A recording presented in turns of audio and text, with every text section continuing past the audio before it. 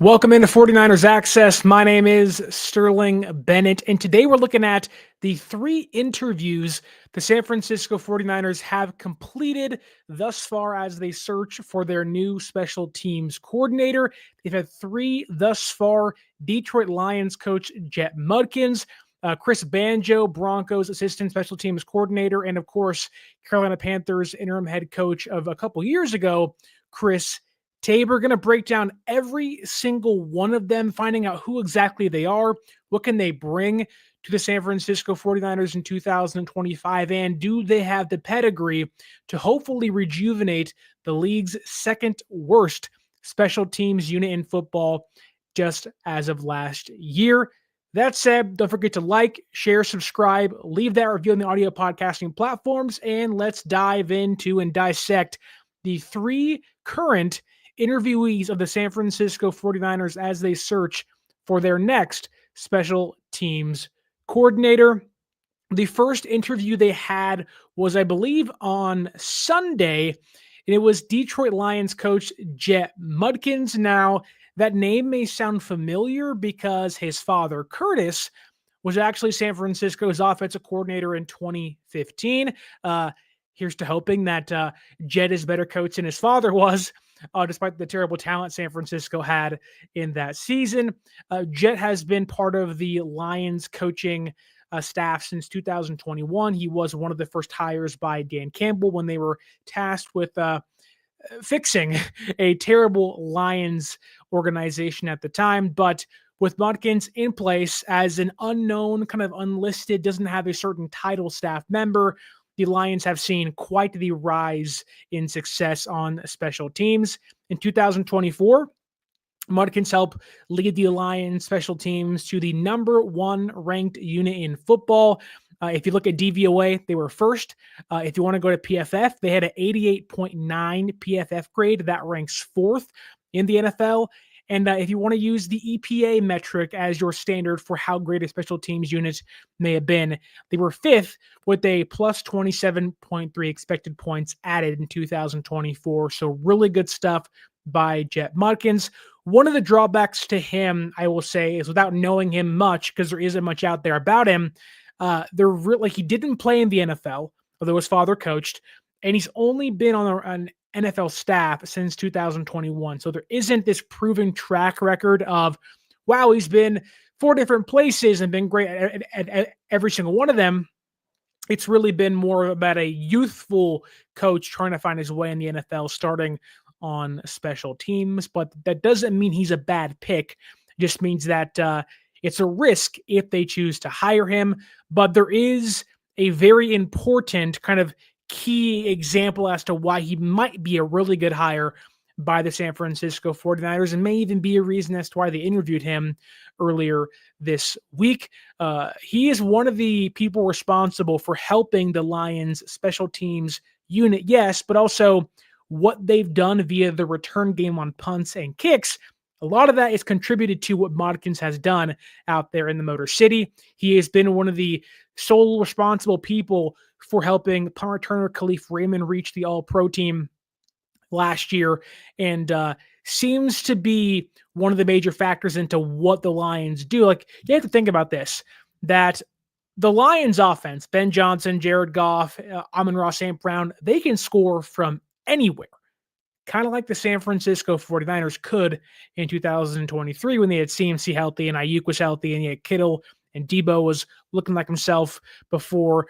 Very similar into how both those offenses were able to project and produce the last couple of years. Yet, one major thing the Lions have, the Niners haven't had, and I can't count how long, is a viable kick and punt returner. The last great, if you can call him that, special team returner the Niners had was Ted Ginn Jr., dating back to the Harbaugh era. It's like 14 years ago. It's a long time since San Francisco had a great special teams returner, but Jacob Cowing seems to be the lead for the role next year. Obviously did punts this year with San Francisco, and it seems like to me, you look at Modkins and what is his kind of thing he holds his hat to and hangs his hat on, it's, I have led Kalif Raymond, helped Kalif Raymond become an all-pro returner. Well, I think that same thing goes for Modkins and Jacob Cowing. How can this team help Modkins bring Cowing to be an All-Pro in 2025? The other name, the Niners talked to and interviewed was Denver Broncos assistant special teams coach Chris Banjo. Now, Banjo, although is young in his coaching career, having joined the Broncos, I believe, in 2023, so only 2 years as a coach under his belt, he has a decade of experience playing in the NFL. So there's certainly levels to this in regards to Modkins and Banjo. Modkins never played in the NFL, has only coached since 2021, whereas Banjo played a decade in the NFL with the Packers, the Saints, and the Arizona Cardinals as recent as 2022. He was a safety in the NFL, but he is primarily known for his contributions on special teams. He has just under 2,500 special teams snaps.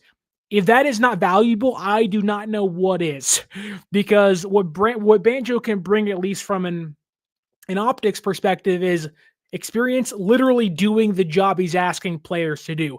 Hence why you see so many other players buy into former players' coaching of like, okay, you get me. You speak my lingo. You know exactly what I'm thinking here.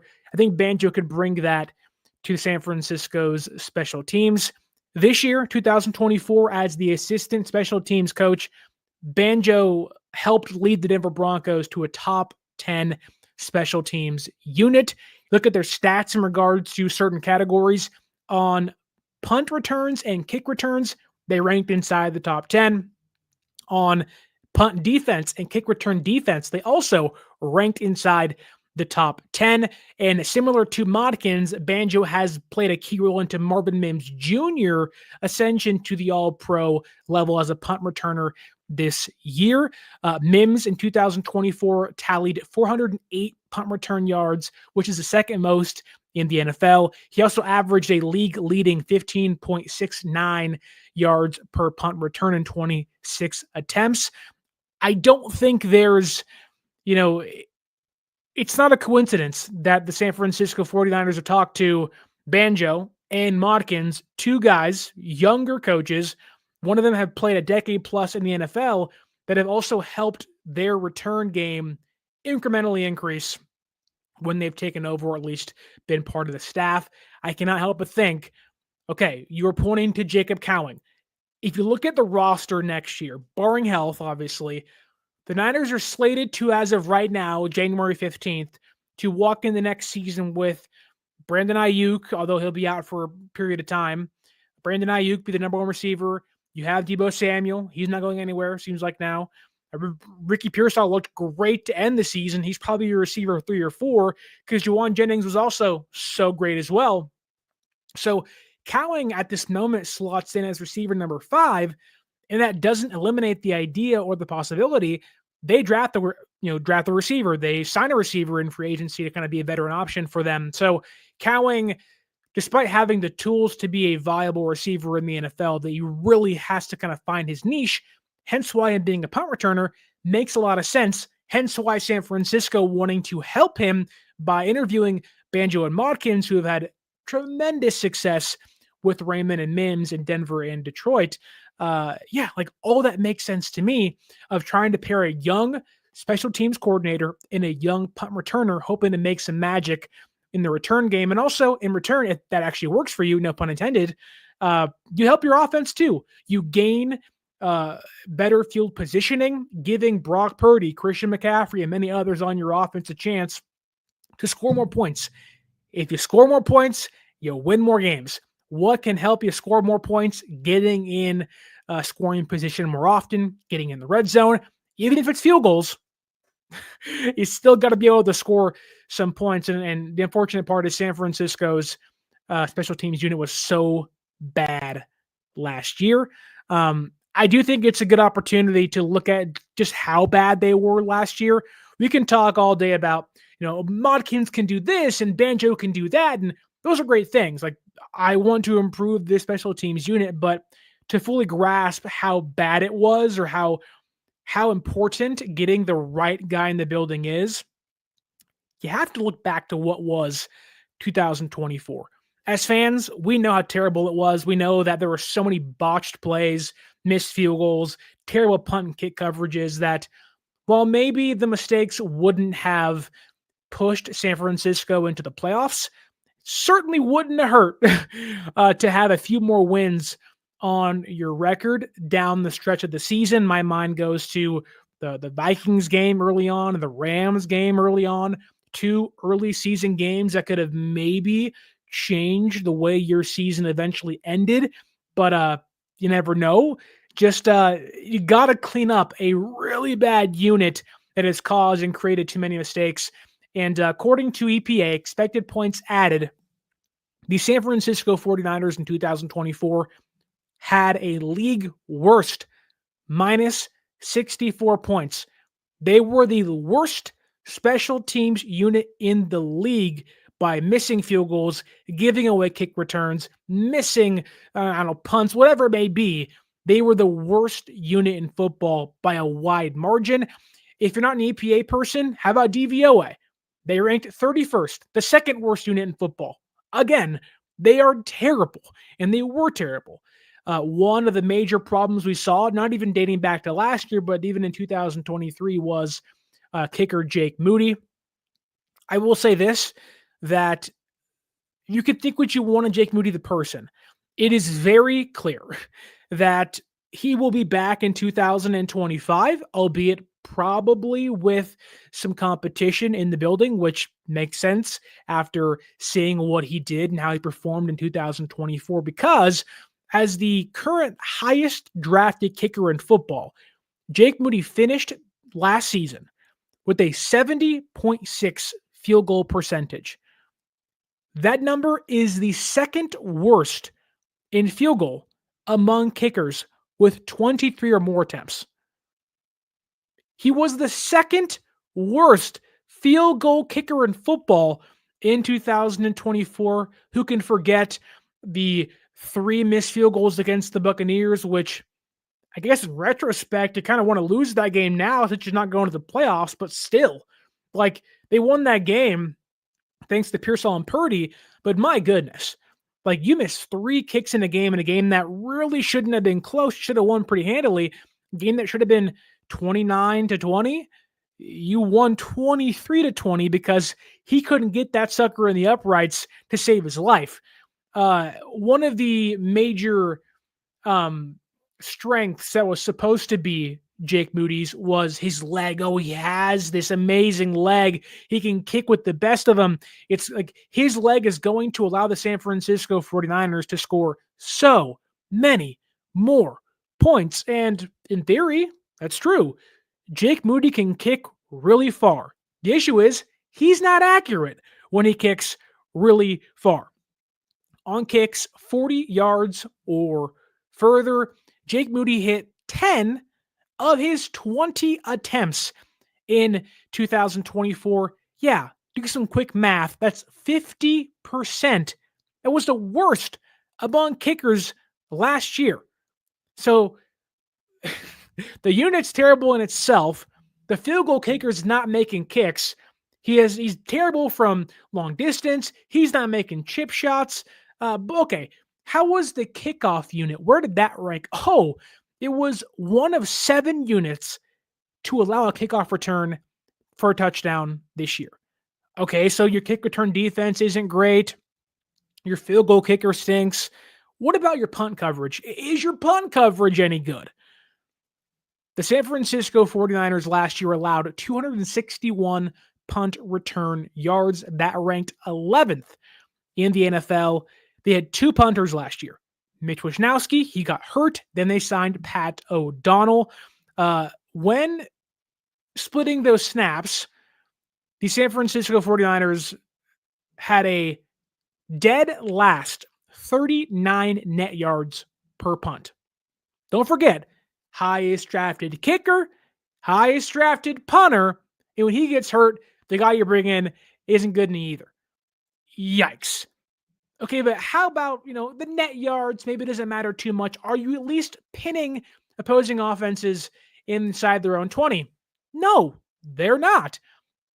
Amongst punters, this duo pinned just 20 punts inside the 20-yard line.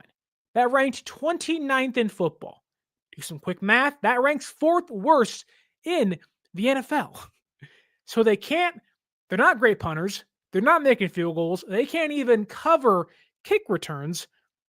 It's just a terrible, disastrous unit that honestly, no matter who they bring in, there really isn't any more they can go down. It's you can only go up.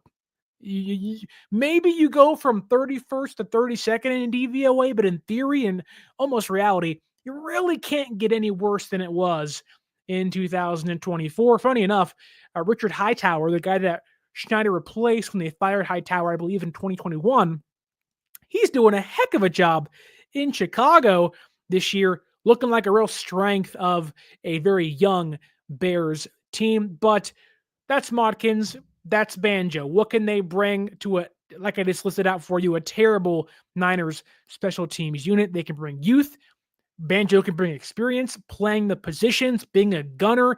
He can tell the players, I have been in your shoes. I'm asking you exactly what I have done as a player, now a coach with the Broncos, and they can help Jacob Cowing do much. But there is one other candidate that was interviewed yesterday, I believe, or it was 2 days ago, maybe, that is former Carolina Panthers interim head coach and special teams coordinator Chris Tabor. Now, Tabor is on the opposite spectrum of Modkins and Banjo, which, one, I love that because it's telling you San Francisco is leaving no stone unturned trying to find their next great, if you can call him that, special teams coordinator.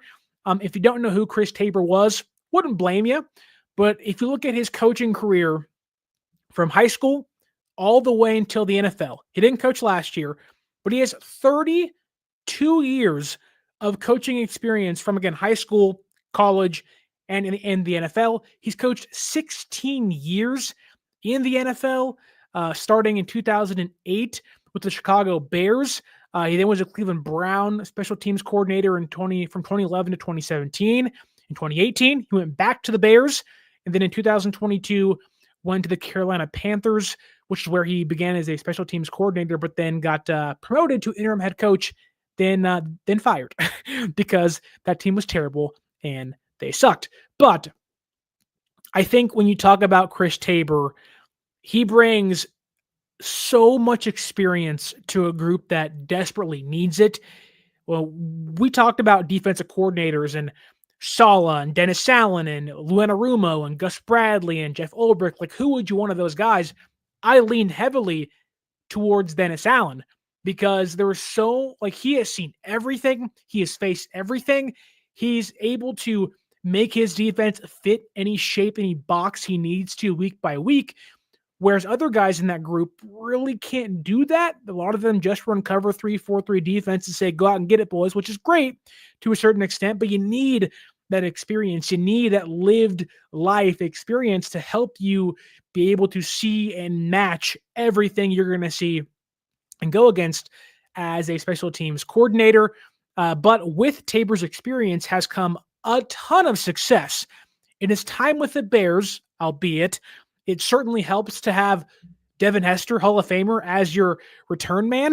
Not going to knock him for that, but it certainly helps and definitely pads the stats for you. But with the Bears, the Tabor's unit, they ranked, they had 6,570 punt return yards and kick return yards. They led the NFL with 5,415. They also had the second highest kickoff return average at 25.1 yards, and they had the third spot for punt return defense, allowing only an average of 7.1 yards per punt. On the flip side, they had the fifth highest best punt return average at 10.4. So they're playing great punt return defense, great kick return defense, and themselves are out there running around, doing the job, getting their offense in better field position. Don't forget, I believe that he was the special teams coordinator. Tell me if I'm wrong here. Was he the special teams coordinator when they went to the Super Bowl against the Colts? That doesn't sound right. But either way, they're out there kicking the butt of every other special teams unit in football, with Tabor leading the charge with the Bears. They also had 6 total kick returns for touchdowns during that period. That ranked second in the NFL. He knows what he's doing, folks.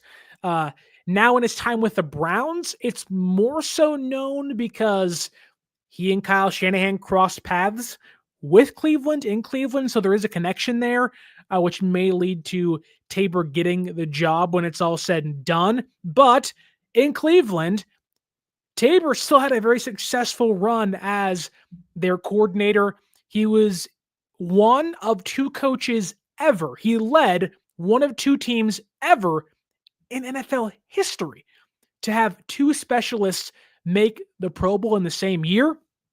That being Joshua Cribbs, another great returner, and former Niner kicker Phil Dawson. So Tabor's out there coaching him up, and everywhere he's gone thus far, besides the Panthers, which makes a lot of sense, he's creating Pro Bowl caliber seasons from his guys, from the people he has in place. And when you talk about experience, get this. If you combine Jett Modkins, Chris Banjo, those guys have 6 total years of coaching experience. If you want to lump in Nick Sorensen, too, great. I don't know what they're really doing with Nick. I know they're going to keep him around on the staff somewhere. There's rumors that he will get an interview for the special teams coordinator job, but it hasn't been confirmed yet. No one has seen any reports of that happening just yet. But unfortunately for Nick, when he was the Jacksonville Jaguars special teams coordinator in 2021, they were also dead last in football. So probably isn't the greatest idea to have Sorensen go from one of the worst ranked defenses in football, then say, hey, be our special teams coordinator, where he also, when he got a chance, was the worst in football as well. I digress. When you combine Modkins, Banjo, and Sorensen's coaching careers, 17 years. That is 1 year over half of what Tabor has as a coach at 32 years. I don't think that's a knock against young candidates, Modkins and Banjo. It just is what it is. I think it also is great that San Francisco, again, is leaving no stone unturned trying to find their next special teams coordinator. It was terrible last year. You can go back to previous years too. The fumble in the Super Bowl, like I know that we often applaud what they were doing on special teams against the Packers in the playoffs when Jordan Willis blocks the punt, Funga picks it up and scores a touchdown. I get that. But that's like the one great thing they've done. They blocked the kick this year, but it really didn't matter because they still sucked after that. So they really got to figure things out. And I think that the Niners, maybe this year's a little jaded, but there's so many coaching problems this year that no matter who they bring in, they really can't do anything to be like, oh, wow, how'd you get worse? But I think it'll be interesting to see what San Francisco does on their coaching staff this year, because the pressure is high as ever. You got to win something in the next couple of years, whether it's 2025 or 26, you got to win. If you don't, we're talking like heads are going to roll, whoever that may be, which maybe you want that. And while special teams isn't like the end all be all, it certainly is going to help you win games. Certainly is one of the reasons as to why the Lions are so good. The Broncos go to the playoffs because of partially how good their special teams unit is.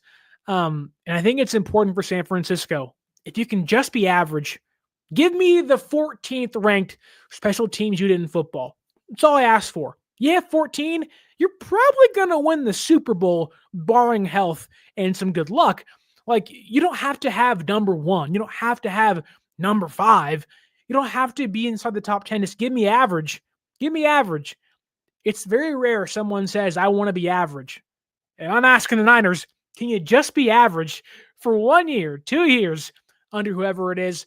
I also do think that it is interesting that San Francisco elected to interview two younger coaches, Modkins and Banjo, because if you look at what Shanahan has said about special teams, and maybe this changes this year, but he's had the attitude of, I don't want to deal with it.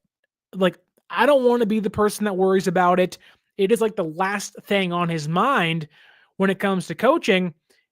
Hence why I think that Chris Tabor makes some sense. Again, he's coached for 32 years in the NFL, been wildly successful with the Bears and Browns, which Shanahan saw first person with Cleveland.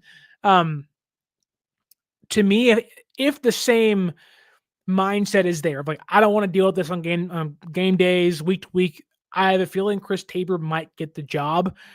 I don't think Sorensen will get it. I don't think, despite Banjo and Modkins maybe being awesome and qualified, I'm sure they are, I have a hard time believing they're going to go the youth movement route on special teams. I think Shanahan's like, look, if I can put you in a corner and turn you around, great. I ain't got to deal with you. I can put you in that weird thing they had in Matilda with the spikes in it for detention. If I can leave you in there and never hear from you, great. If I can put you in the Harry Potter closet under the stairs and never talk to you again, perfect. I want to do that to my special teams unit. I think he would. And that's why I think of the three candidates interviewed thus far, Chris Tabor makes a ton of sense. There is, though, again, this very clear connective thread of all of them. Modkins, Banjo, Tabor, not Sorensen. All of them have either led Hall of Fame or Pro Bowl / All-Pro caliber kick return and punt returners. I think San Francisco is trying to find ways to get their offense the football closer to midfield, give themselves some kick returns and punt returns, and find ways to make Jacob Cowing, who was one of the most dynamic speedsters coming out of last year's draft, actually like a playmaker in the NFL, because it seems like he might get buried on the wide receiver depth chart. And even then, take Cowing away for a second. If San Francisco is healthy next year, and if they can match Jordan Mason's offer he'll get as an RFA, they're going to have McCaffrey back. They're going to have Mason back. We'll see what happens with Mitchell. He'll probably not come back, but who knows? Grendo's going to be RB3 next year again. Okay, well, before he became the RB2 and eventually won late in the season, he was doing kick returns.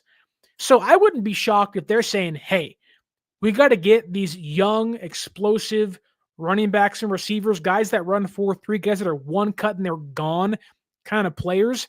We got to get these guys coached up. We got to get these guys some lanes to run in and help this unit, help this team for once, not hold it back. Too many times, like in this day and age, with the new kick return rule change, or the return rule change, you got to have a playmaker back there. They can't afford to have Deebo back there anymore.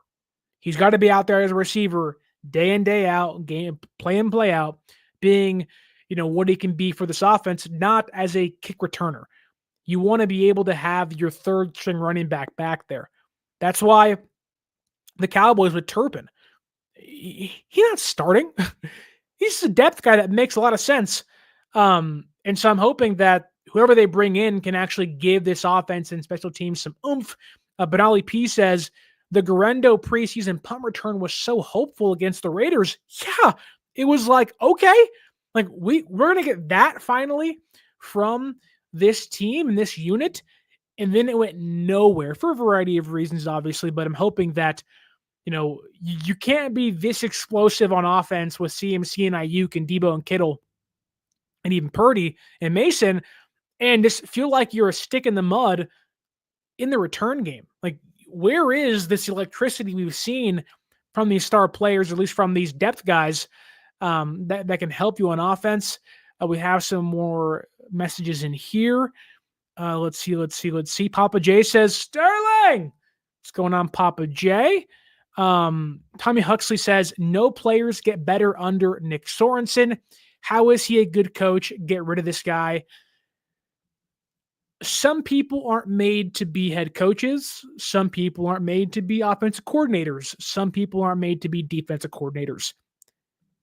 It doesn't seem like he's built to be a special teams coordinator either, but I do think Sorensen can add some value to this team. And I think ultimately keeping him around is simply just that, hey, we kind of screwed you last year. We're not going to fire you. You can go in the office corner somewhere and just sit there, and maybe you can, lock the door and we'll just give you a pay. Go ahead and we'll pay you every 2 weeks and say, hey, Sorensen's great, and kind of reestablish his credibility around the NFL. Let's see what else is in the YouTube chat. Papa J says, I'd bring in Robbie Gould as my special teams coordinator. Huh. I don't know even what Robbie Gould's doing nowadays. Is he coaching somewhere? I'm not sure. I don't hate Robbie. I just have no idea what he's doing right now. I also don't know if he'd want to come back. Things ended so awkwardly in San Francisco with him. Like, he was a really good kicker for a long time. And like one of the best of a generation, like one of the best, like we're talking like top 10, like he was one of the best kickers from the year like 2006 and beyond before he retired. But things ended on rocky terms with him. I don't even know if they offered him a job he'd want to come back. And also coach Jake Moody, his replacement. Coaching high school. Okay. That makes some sense. But yeah, I don't know. I do find it funny that, okay, Benali says that he's coaching and covering the Chicago sports. Okay. But like, why would he leave Chicago and come to the Bay Area? I don't know. Maybe that's just me. Fluffy Ninja says here, rather off topic, but Pete Carroll for DC. No. I don't want him. He's old. Which I guess age means nothing in the NFL, nor should it. But I like Pete. I also dislike Pete a ton when he was in Seattle. That said, I don't think San Francisco is going to look at Pete Carroll. Maybe I'm wrong there.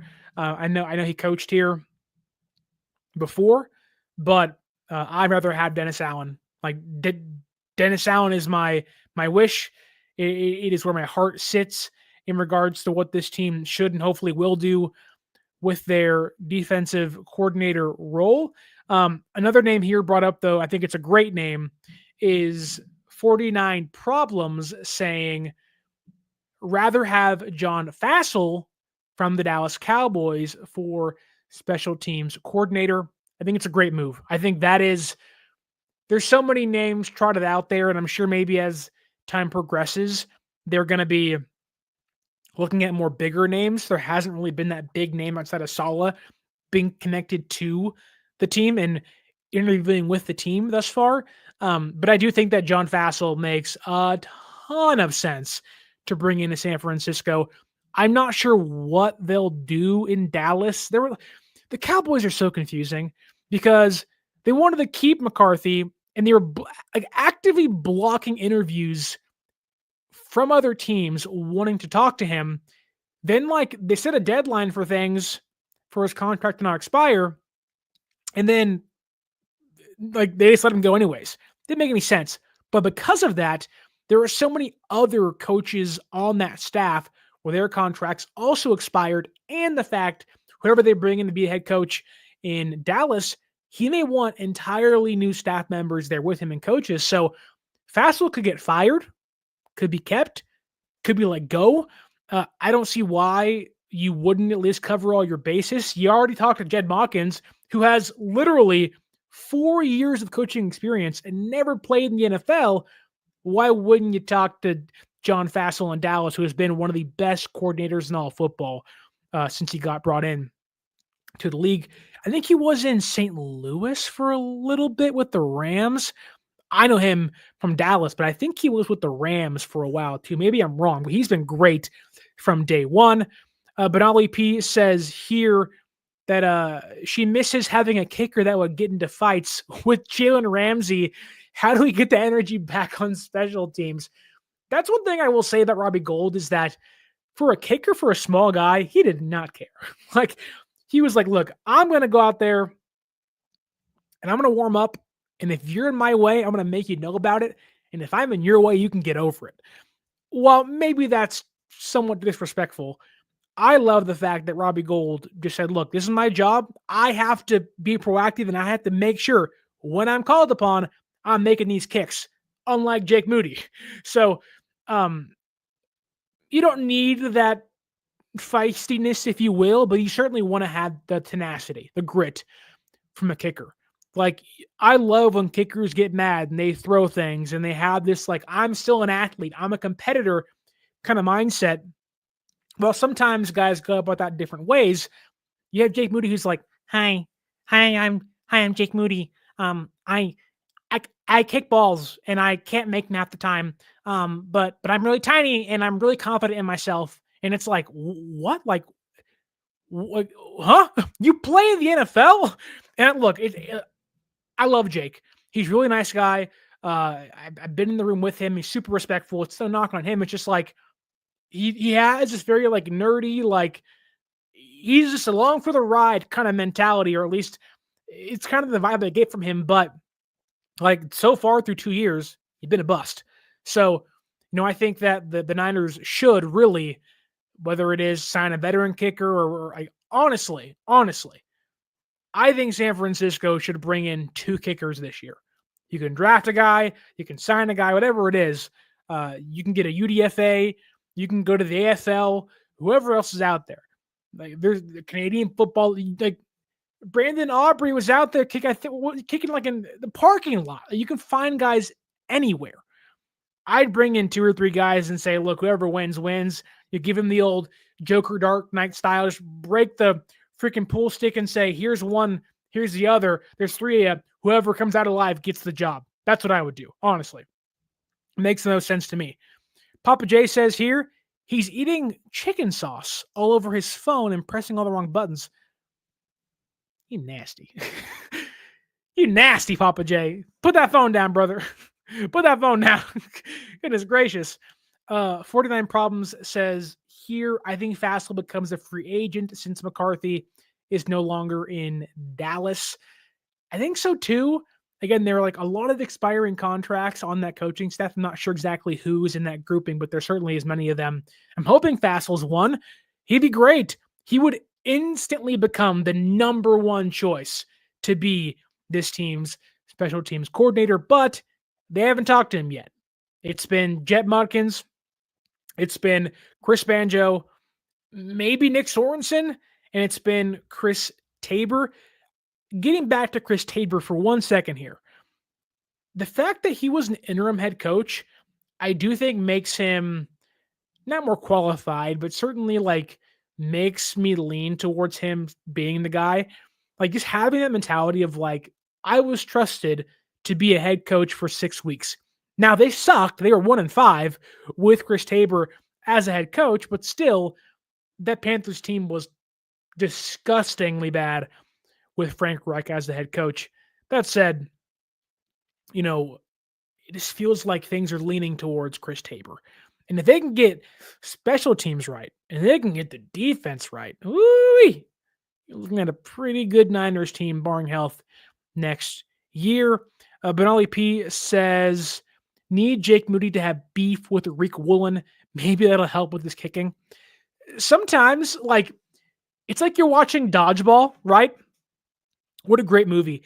And they need the little short, stout, chunky guy to get angry at his wife. And he has to get this rage of dude, your wife thinks you're a loser. Your kids hate you. Get mad. You got to get angry. You got to get mean. You got to have that as a kicker sometimes. I want to see Jake Moody with the goggles and the gloves and the nerdy look, just getting angry as a kicker. I would love that. Him running up to the line and dodgeball screaming. I want Jake Moody to do that for this Niners team because man, yes, shout out Rip Torn. Great movie. Patches O'Houlihan out there with Vince Vaughn and company with the Average Joe's Gym. Great movie. My wife and I, we weren't even dating at the time.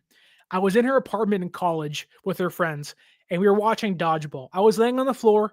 I fell asleep to watching dodgeball, and to this day, she will always tell me, it's the worst movie ever. I hated it. It's terrible. And you were snoring on the ground. I didn't even like you then. And I'm like, hey, babe, I'm sorry, but dodgeball is great and you're wrong. Like, how do you not love dodgeball? It's so good. So good. Like, every Ben Stiller quote is phenomenal. This is laser, taser, phaser, Michelle. So great. So great. Nobody makes me bleed my own blood. So good. Great movie. But I want to see if Benali, if we can go back to your point here, I want to see Jake Moody show some like, hey, I'm not just some nerdy, small framed kid. I can go out there and I can kick some butt too. Maybe not like Nick Bosa or Javon Hargrave or Fred Warner can, but I can certainly give you something to work with here as a kicker. I mean, dude got hurt fielding kicks. Dude sprained his ankle on kick returns. And so did Matthew Wright. Back-to-back weeks. Seattle, I think against the Cardinals, just bang, bang. It was done. But still. Tommy Huxley says here in the YouTube chat, if Saleh wants to end his career, he should accept the Dallas Cowboys head coaching job. The one thing about being the Dallas Cowboys head coach, they don't fire people. Like, it takes a long time for them to fire people.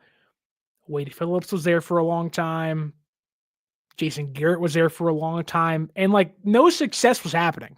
They were really bad or, like, painfully average for a long time. They get McCarthy in there. They were going to bring him back this year.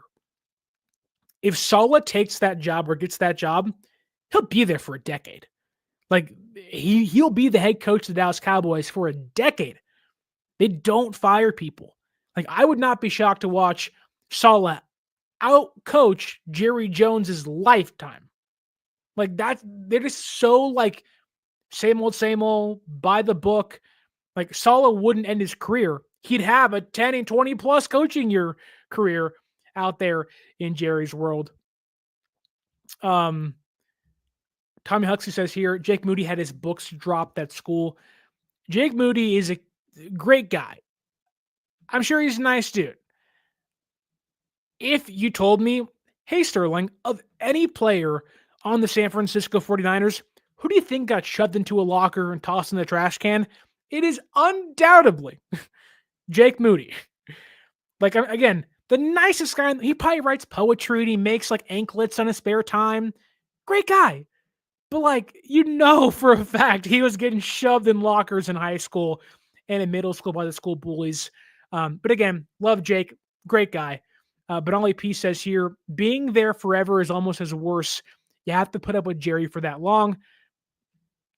I mean, sure, but you're getting paid a ton of money. Stadium's always packed. There really isn't pressure to win, which is like so crazy because there should be.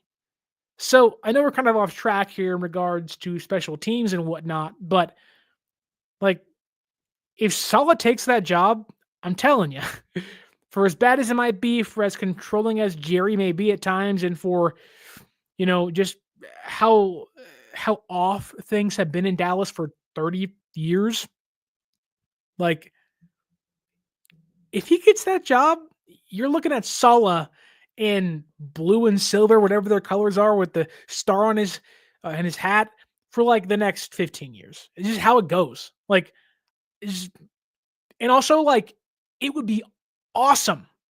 Awesome. The reasoning, because if Robert Saleh takes that Dallas Cowboys job, the rivalry when Saleh and Shanahan face off is going to be incredible. I don't think they got a chance to play or face off against each other post 2020, right? No.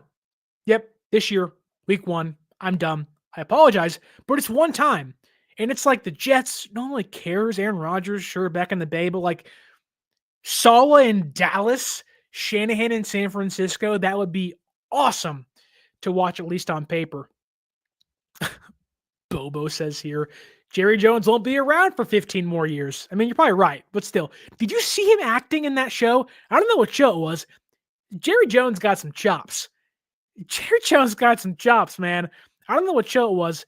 It was like a Billy Bob Thornton and John Hamm and Jerry Jones out there just making me say, why isn't he getting Oscar nominations? He was so good in whatever show that was. Tommy Huxley says Money Mitch is probably gone after next year, I'm assuming. He had a terrible season this year. Mitch Wisnowski was not very good this year, but he has shown in previous years, like 2023, he was awesome. 2022, really good. So I don't think that, one bad year is like, oh, we're done with you. But I do think that once he's fully healthy and hopefully can stay that way, he'll be all right. Yes, the Sala and Trey versus Kyle Shanahan, Brock Purdy annual revenge game would be must-watch television. One, because if Trey Lance plays quarterback, they're losing by like 40. Like, he's just not been good whenever he gets a chance, albeit he hasn't got many chances thus far in his career. That said, it'd be so fun to watch. Like NBC, prime time on Peacock, Sunday Night Football, ESPN, Monday Night Football, Amazon Prime, Thursday Night Football. It don't matter. I will be locked in no matter what. Bobo says here, and we'll end on this one. I want a ring because we accomplished everything else except that. Can Kyle deliver it? But 9 years, I'm not sure he can. Can Kyle Shanahan win a Super Bowl? Yes. Will he ever? I don't know. We're kind of banking on the Andy Reid, circle of life here for him to kind of compare the two. So many failures in your past lead you to success in your future. There was a article in The Athletic yesterday by Jeff Howe, and he was talking to a former Patriots assistant coach, and he was talking about how Kyle Shanahan, if he got fired today, would get a job in 30 seconds. And with that, he said the one thing you can't have happen, because Shanahan's so great, if he's gone, then he'll go win. And this guy predicted this, which may mean nothing when it's all said and done. But he said, I believe Kyle Shanahan will win 3 Super Bowls as a head coach. And it's hard. I get we're kind of jaded here in the Bay Area, like, oh, well, he's lost 2 and like all that stuff. But he's been to 2 as a head coach. And in the first one, they were like 1 throw away. The second one, they're a muffed punt really away from winning. They're a defensive stop or an offensive touchdown, depending on how you view it, in overtime from winning. Now, he has many faults, not running the football, not knowing the rules in overtime. All that stuff matters and is true. But it's really hard to get there. It's also really hard to win. Part of me just thinks, man, if they got lucky in 2021 and got there, they probably would have beat the Bengals. If they would have gotten there maybe in 2022, had Brock Purdy been healthy, they probably would have beat the Chiefs that year. I think that defense was just so good and the depth was so much better. You have Mooney Ward, Lenore's butting into a Star Ufunga was great. Like, you had, I think, a better team in 2022 than 2023, which sounds crazy. Maybe there was like Aiyuk was much better in 2023, obviously, but like I think a better defense as a whole. Like, they probably would have beat Kansas City in 2022. They just kind of get the years wrong of when they're going, right? Like, you had KC get hot last year towards the end, thanks to the Ravens and the Bills blowing it, but they just got hot at the wrong. Like, they just picking the wrong years to go. If you go in 2021 and 2022, you probably win.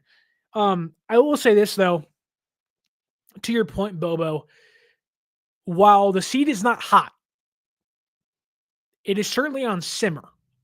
And every game they lose, every year that passes, mainly this year, and they don't win, it's turned up to low. Then it gets turned up to medium. Then it gets turned up to 11. And it's like, holy crap. I think Shanahan has 2 years to get this thing in the bag. Barring context, they have 2 years to win the Lombardi Trophy. If they don't, then I think that's a problem.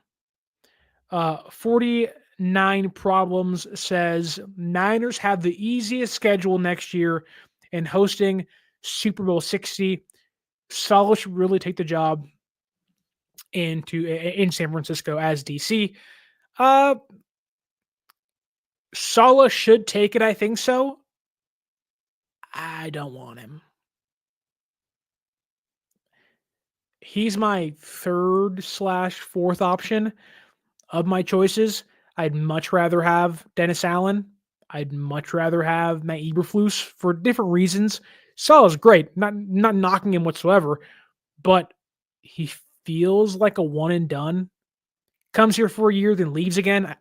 I don't want that, but for his sake, I see no reason as to why you wouldn't come back, because it makes all the sense in the world.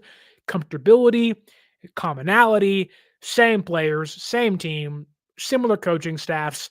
Like, everything feels like it was when you first started your coaching career in San Francisco once again. But I think that's a great place to end, because right now the San Francisco 49ers don't have a defensive coordinator. We'll see what happens in the future. They also currently do not have a special teams coordinator, but they've interviewed 3 candidates: Lions coach Jett Modkins, Denver Broncos coach Chris Banjo, and former Panthers interim head coach and special teams coordinator Chris Tabor. Of those 3, who would you pick? Tell me down below in the comments. Don't forget to like, share, and subscribe. Want to thank Benali P, 49 Problems, Bobo, Papa J, Tommy Huxley, and many more in the YouTube chat. Thank you so much for watching and listening. Fluffy Ninja also in there. Again, don't forget to like, share, and subscribe. You can follow us on social media at 49ers_access is the X or the Twitter. 49ers.access is the Instagram. And if you're like myself, trying to frickin' buy some tickets to Dodgers Cubs in the Tokyo Dome come March, go to SeatGeek.com. Pick out concert tickets, MLB tickets, NFL tickets for next year, NBA tickets, and whatever seat you pick, put in promo code 49ERS ACCESS, 49 ERS ACCESS at SeatGeek.com to save yourself $20 off your first purchase. You can also go to SportsSpyder.com for your team's favorite or your favorite team's latest news, podcasts, and articles. And if you could, go to theheavy.com. I'm writing there every single day. So much content's coming out there on theheavy.com covering Niners and Packers stuff. You don't want to miss that as well. But that's all I have for you today. Have a great rest of your week. I'm sure I'll talk to you very, very soon. But until next time, my name is Sterling Bennett. And as always, stay faithful.